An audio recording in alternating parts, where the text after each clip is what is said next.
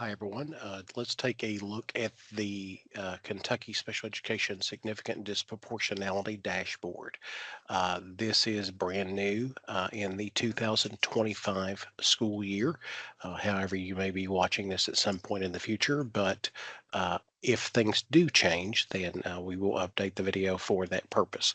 So the first thing I want to draw your attention to in looking at the actual dashboard here is that you can see statewide data. It is all going to be dictated by the drop downs here as you see on the page. Again, you're going to see two tabs. One is going to be state and one is going to be school district. We're going to take a look at school district here in just a moment. And also, if you're looking for technical documentation on the items that relate to this dashboard, you can click here on the main page. We're going to use both identification and behavior to take a look at the statewide data, and then we're going to look at some local examples from school districts after that. You'll notice the drop down here is for identification and all disabilities. We have identification, display removals, and educational setting. That same is going to apply to the actual school district tab that you're going to be able to gain access to. Within each one of these, you'll notice that there are subcategories. So if you want to look at everything within the state, within your district, you're going to want to take a look and do these drop downs, and that will change the statewide data. I am going to change this just to intellectual disabilities, FMD, MMD, because that is our most prevalent in the state. These data are current as of this is 24-25 school year. You'll notice that it does show the last 3 years of data for significant disproportionality in the state. The closer to a 1.0 that all the categories are, the more accurate it's going to be. So you want to make certain, both in your district and across the state, the flatter this is and the closer it is to 1.0, the more equitable this is going to be in terms of implementing IEPs for students with intellectual disabilities. The thing that we've added here at the bottom is actual calculation steps. And if you'll notice, this is the statewide data. When you get to look at your own local data, a similar tab will pop up on the actual screen. You'll notice we have the state enrollment of white students. Remember, we're talking about significant disproportionality. We're comparing racial categories, either, pardon me, within the whole state. So white to non-white, black to non-black, Asian to non-Asian, so on and so forth. So you can do these drop downs any number of ways to look at these data, and it will change the calculation based on state enrollment and the total enrollment of Black students, the state proportion of Black students. Again, it will walk you through the actual significant disproportionality category statement. Now here at the bottom, it does provide you with your significant disproportionality statement that lets you know where you stand in terms of the data within the state and within your district. Notice here on the example that Black students are 1.37 times more likely than non-Black students to be identified with intellectual disabilities in the state of Kentucky. These data are from the December 1, 24 count, so the data shows up as 24-25. We could go back and look at a prior year, and you'll notice that that number was 1.26 within the 23-24 school year. So again, these are the statewide data. You can also look at disciplinary removals. You can look at educational setting. Notice that when I change, I do have to change my drop downs. The number one, as you'll notice, is the in-school removals greater than 10 days. This will show you how these data are across the state. Again, we're looking at total state data when we're looking at this. These are INSRs greater than 10 days. This shows you across the state what that risk ratio is. You'll notice here in the drop downs at the bottom, that the most recent date, this is being recorded in April of 25. The most recent date we have to take the most recent complete set of data. So we're in lag data. If you're familiar with indicator 4, it's the same data set used, but a different calculation.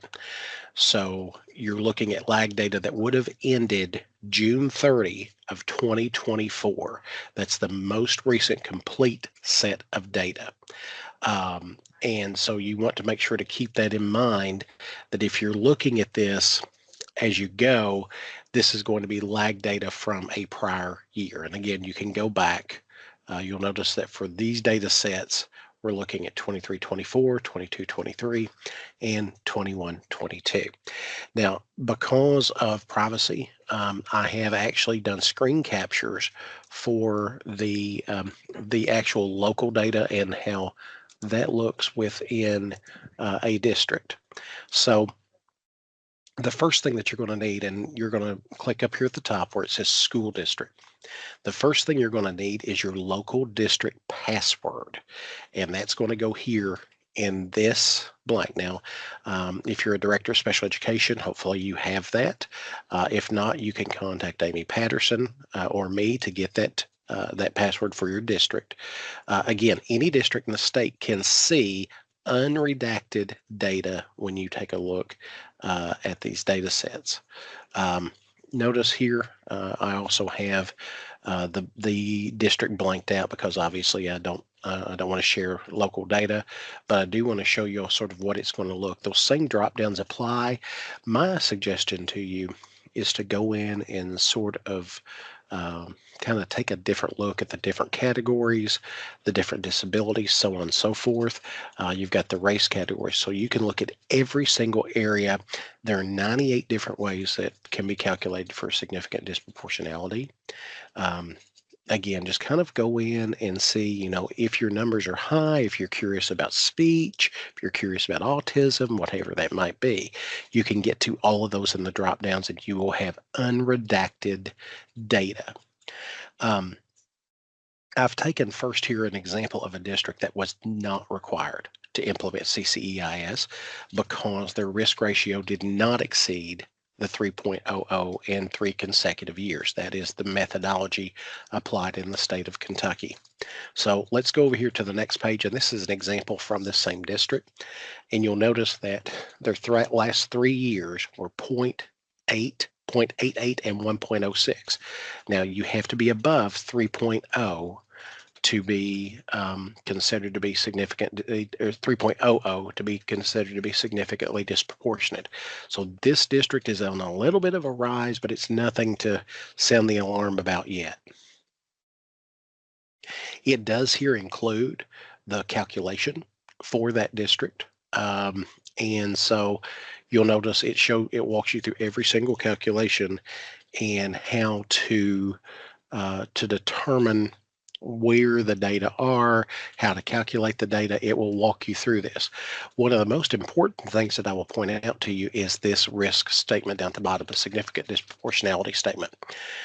This is how you can kind of tell where you are overall. Again, it's the same risk ratio that you see here on the screen.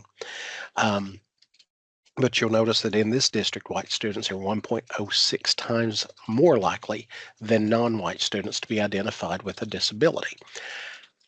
That, again, nothing to sound the alarm about. We're going to look at an example of a significant disproportionality district here in just a moment. So let's look at a similar look. Here, this is a district that is a significantly disproportionate district. This is, and I've chosen intellectual disabilities, FMD, MMD combined for purpose. And this, I want you to see what a non-identified and an identified district might look like.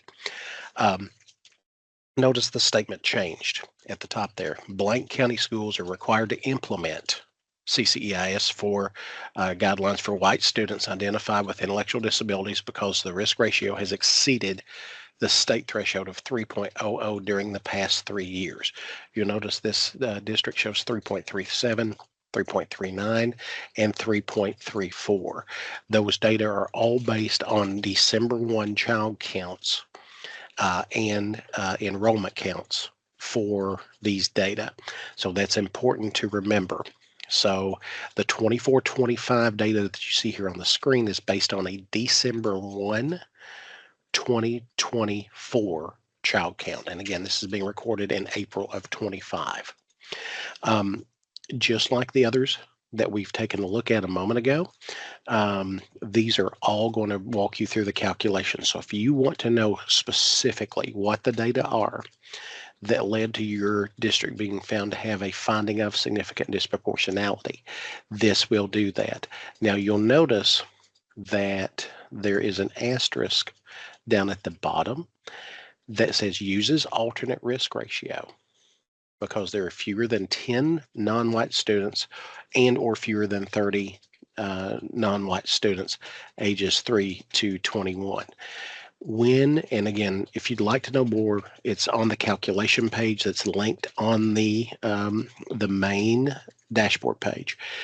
When you don't meet the comparison group within your district, let's say white to non-white, black to non-black, multiple to non-multiple, then we have to look at state data. So if you've met the 10 and 30, the in size and cell size, we have to look at the statewide comparison data. So in this case, this district is being compared to statewide data for the risk ratio. You'll notice there under column C, this district has basically 6.1% of its population identified with an intellectual disability, FMD, MMD. If you go down to where it says F, it says 0.18. That means statewide, the non-white percentage is 1.8%. So you can do that conversion over there. You divide your 6.1 by 1.8, and that gives you a total risk ratio of 3.34. So down here at the bottom, it does show you specifically what the actual risk ratio calculation is. The statement is white students are 3.34 times more likely than non-white students to be identified with intellectual disabilities. If you have any questions, feel free to reach out to me, Jared, Jarrod, .Sloan at education.ky.gov, or Amy Patterson at amy.patterson.ky.gov.